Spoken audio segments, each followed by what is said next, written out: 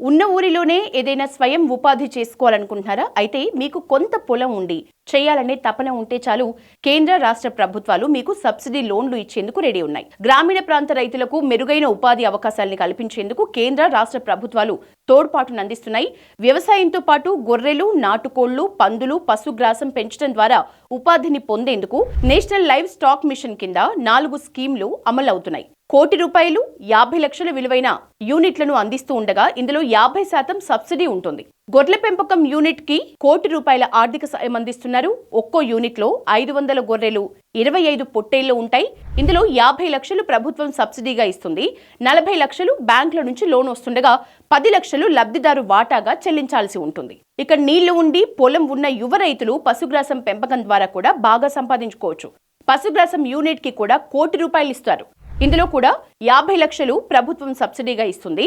40 లక్షలు బ్యాంకుల నుంచి లోన్ వస్తూ ఉంటే 10 లక్షలు లబ్ధిదారు వాటాగా చెల్లించాల్సి ఉంటుంది. ఇప్పుడు ఎక్కువ మంది యువ రైతులు చేస్తున్నట్లుగా నాటుకోళ్ల పెంపకం చేయాలనుకునే వారికి కూడా నేషనల్ లైవ్ స్టాక్ మిషన్ కింద మంచి స్కీమ్ అమల్లో ఉంది. 1000 నాటుకోళ్లు, 10 పుంజుల పెంపకం యూనిట్ కాస్ట్ 50 లక్షలు కాగా 25 లక్షల సబ్సిడీ, 20 లక్షల బ్యాంకు లోన్, 5 లక్షలు లబ్ధిదారు వాటాగా కట్టాలి. పందుల పెంపకం కోసమైతే యూనిట్ కాస్ట్ 30 లక్షలు కాగా 15 లక్షలు సబ్సిడీ, 12 లక్షలు బ్యాంకు లోన్, 3 లక్షలు మాత్రమే లబ్ధిదారు వాటాగా చెల్లించాలి. ఇక నేషనల్ లైవ్ స్టాక్ మిషన్ కి సంబంధించి ఈ స్కీమ్లు బాగా ప్రచారం అవుతూ ఉన్నాయి. కానీ ఎలా దరఖాస్తు చేసుకోవాలో పెద్దగా ఎవరికీ తెలియదు. ఆసక్తి ఉన్న రైతులు మీ సేవా కేంద్రం ద్వారా నేషనల్ లైవ్ స్టాక్ మిషన్ వెబ్సైట్లో దరఖాస్తు చేసుకోవాలి. దరఖాస్తుతో పాటు భూమికి సంబంధించిన పట్టా, పాస్బుక్ సాఫ్ట్ కాపీ అప్లోడ్ చేయాల్సి ఉంటుంది. భూమి లేని రైతులు కౌలుకు భూమి తీసుకుని కూడా లీజ్ డాక్యుమెంట్ అప్లోడ్ చేసుకోవచ్చు.